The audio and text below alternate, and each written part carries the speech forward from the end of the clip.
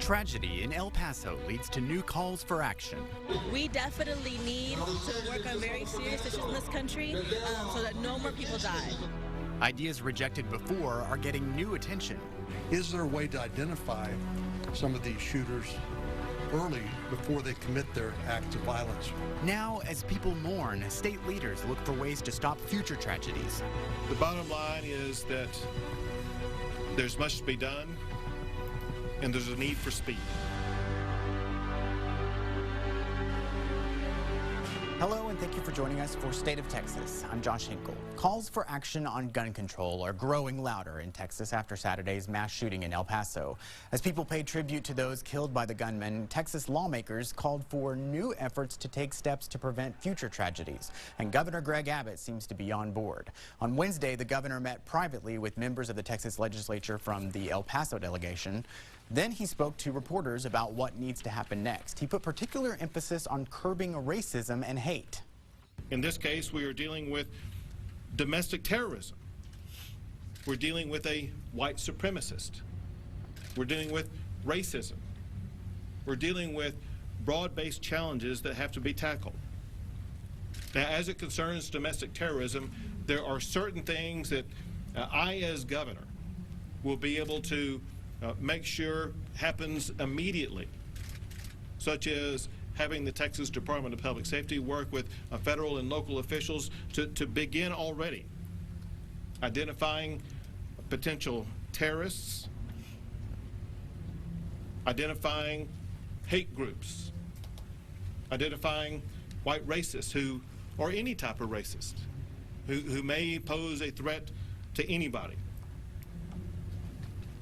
We will work also on ways to address internet or online social media-based sites where racism or hate has been promoted, including trying to assemble groups that can help us meet those challenges. It could be leaders from Google, Facebook, or other online sites.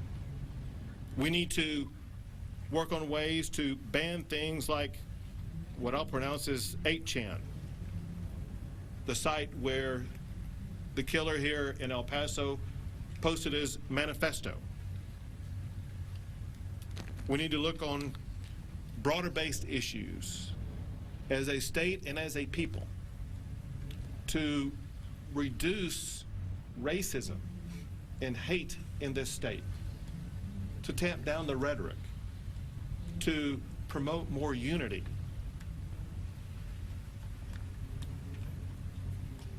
We need to also ensure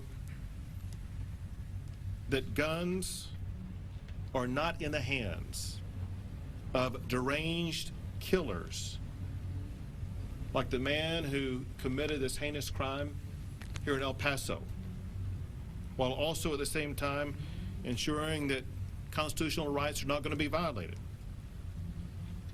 The bottom line is that there's much to be done, and there's a need for speed.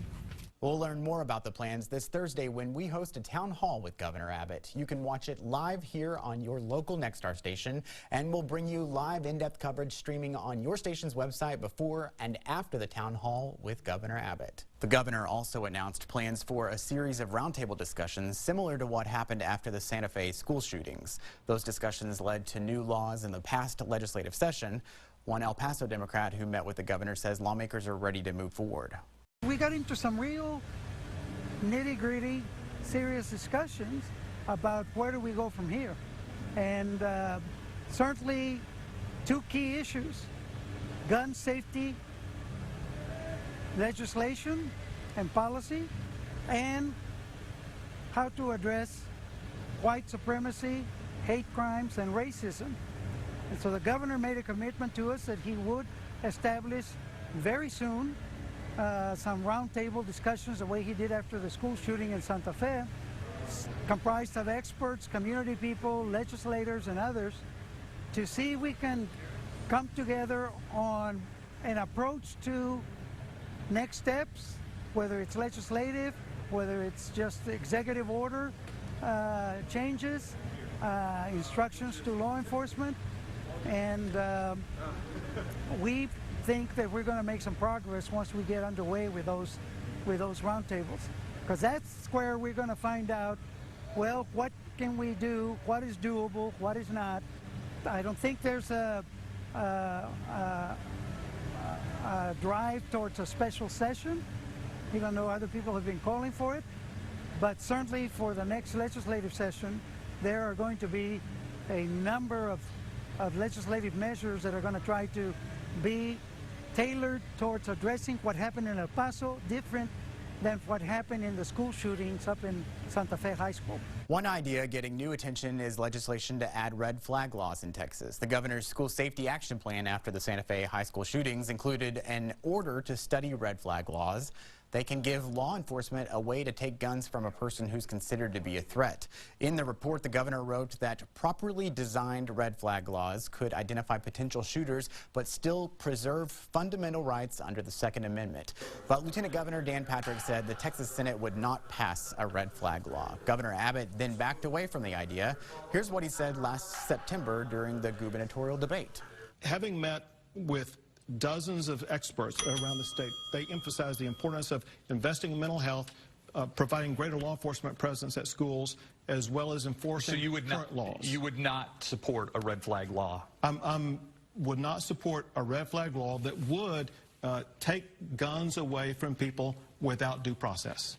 Red flag laws are also getting attention on the federal level. President Trump said lawmakers should consider them, and the senior senator from Texas also says they should be part of the debate.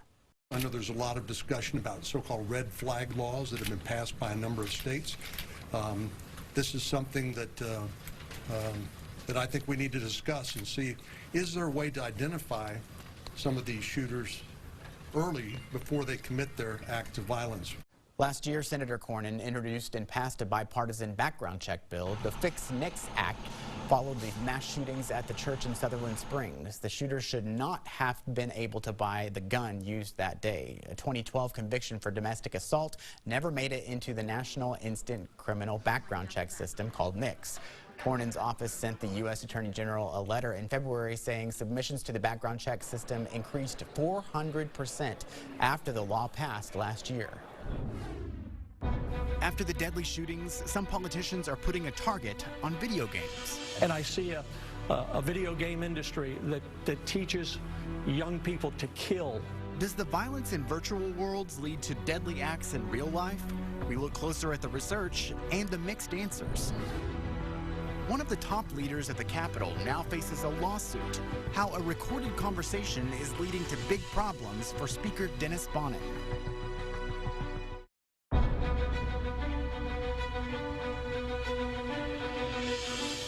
Speaker Dennis Bonnen is one of the most powerful people in Texas government. Now he's facing a lawsuit from Democrats, and the House General Investigating Committee plans to hold a public hearing on Monday. It all started after Bonnen met with Michael Quinn Sullivan, the leader of the conservative activist group Empower Texans.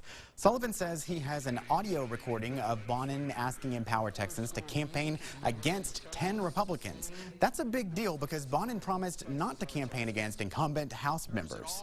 Bonnen apologized to House members this week, but that did not stop Democrats from filing a lawsuit to get access to the recording, and it's also not stopping questions from within Bonnen's own party. For perspective, we're joined by Manny Garcia, the executive director of the Texas Democratic Party, and Matt Bikoviak, the chair of the Travis County Republican Party. Welcome. Thanks for having us. You heard the tape yourself. Does it really match what Michael Quinn Sullivan says? It does. You know, and it's weird because I really kind of expected over an hour-long tape there to be things that I wouldn't have expected or some surprises. Because I talked to a lot of people that already heard it, because I'd read everything written about, you know, the tape itself. I really wasn't surprised. It basically confirmed the core elements that Sullivan said were there. The offer of the media credentials to his organization from the speaker, the desire to not have Empower Texans get engaged against Republicans in primaries, but if they were going to get engaged, that they had a list of 10 members that would be 10 Republican members they could go after. And then the speaker expressing a desire to not have Empower Texans spend money in favor of his primary opponent in his own race. So those core elements are all there, and Sullivan was telling the truth. Now, Texas Democrats have filed a lawsuit. Why? You know, we believe that Texans deserve to know what happens in their government on their dime.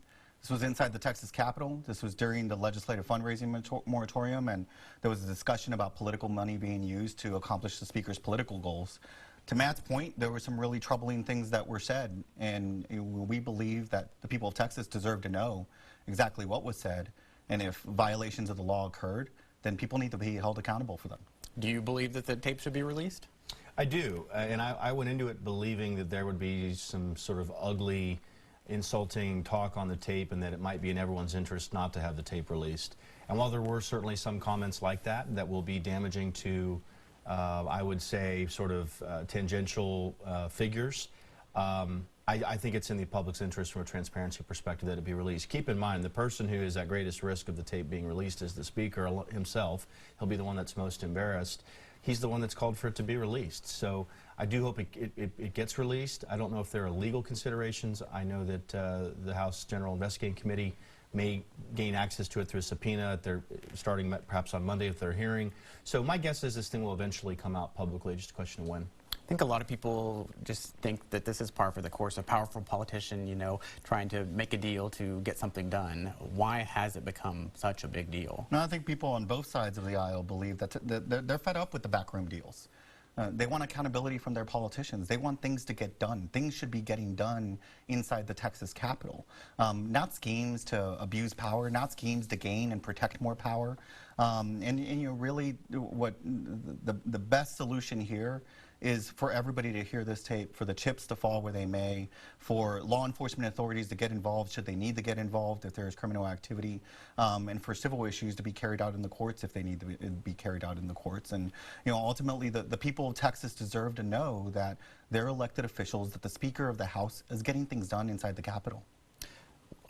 You know, this is really kind of interesting too, because it's a Republican speaking against other Republicans. Who are the people that were on that list? Yeah, and it's not obviously just the Speaker that's involved here. It's the caucus chair, Dustin Rose of Lubbock, and it's particularly troubling to have the caucus chair, who's elected by the caucus, who leads the entire group of Republicans in the Texas House, be scheming against a hand-picked list of 10 members. The names are out there. They are 10 of the 25 Republicans who voted against ending the taxpayer funding of lobbying, the bill that failed in the House, that passed in the Senate. So why those 10 were chosen remains a mystery. I think two of the members did run for Speaker, but once Bonnen got in and had support, they got out.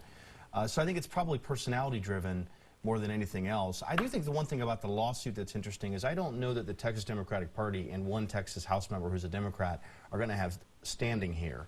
You know, this was a conversation that was primarily about primary elections on the Republican side. The Democratic Party and a Democratic state rep were not harmed by two people talking about a Republican primary. So I just have to wonder about that aspect of the civil lawsuit.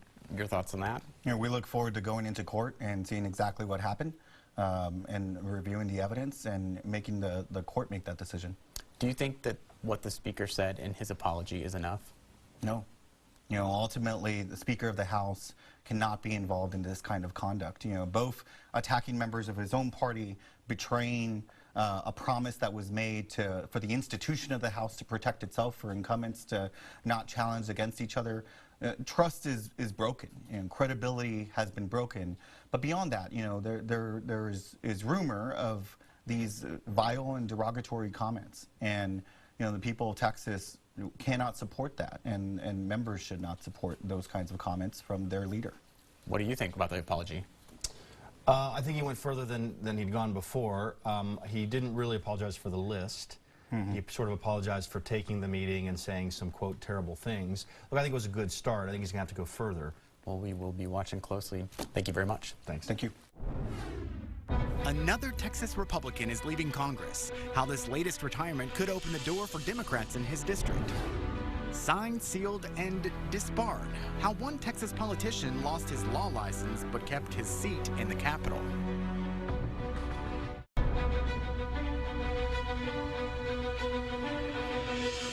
Another Texas Republican is leaving Congress. Kenny Marchant announced he will retire at the end of his term. Marchant represents the 24th Congressional District, which covers parts of Dallas, Denton, and Tarrant counties.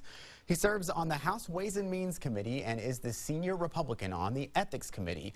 4 Democrats and 2 Republicans are already running for the District 24 seat. Marchant is the 4th congressional Republican from Texas to announce his retirement in the past 2 weeks. He joins Congressman Will Hurd, Pete Olson, and Mike Conaway. Conaway carried more than 80% of his vote in the last election. His deep red district is expected to stay Republican in 2020. But the others had tighter races. Olson won by 5 points, Marchant by 2, Hurd won by less than 1,000 votes. With the GOP incumbent stepping down, those seats are considered possible pickups for Democrats in next year's elections. A state representative at the center of one of our investigative reports just lost his law license. Our investigation found that Representative Ron Reynolds owes more in ethics fines than any other person in the state. Investigator Jody Barr joins us with the newest development in the list of troubles for this Texas lawmaker. Well, Josh, still 18 months after our investigation into politicians failing to pay ethics fines, Missouri City Democrat Representative Ron Reynolds still has not paid the $52,000 he owes the state of Texas for campaign filing violations. That hasn't hurt Reynolds' political career, though. Last fall, he won re-election while sitting in a Montgomery County jail cell. But Reynolds' career as a licensed attorney is over in Texas for now. In 2015, a jury convicted Reynolds of 5 counts of barratry charges. The crimes are commonly known as ambulance chasing, where an attorney directly solicits clients or uses someone else to sign clients. A judge sentenced Reynolds to a year in jail for those crimes. He appealed those convictions and lost. Reynolds surrendered last September to serve his year-long sentence. He got out of jail in January just in time to return to the Capitol to participate in the legislative session. Now he's lost a bid before the Texas Supreme Court's disciplinary panel to save his law license. We would ask that they deny, that this board respectfully deny the request for disbarment outright, allow respondents 3-year suspension to serve as punishment served. Alternatively, include additional time for suspension, but not totally disbar him. But Mr. Reynolds has actually served jail time. His sentence was not fully probated. He is therefore not eligible for suspension versus disbarment. Representative Reynolds told me he's appealing this decision. He wrote, "We have discovered additional evidence in my favor and are confident we will prevail on appeal." He called it a gross injustice that he was disbarred for a misdemeanor that no other attorney was disbarred for.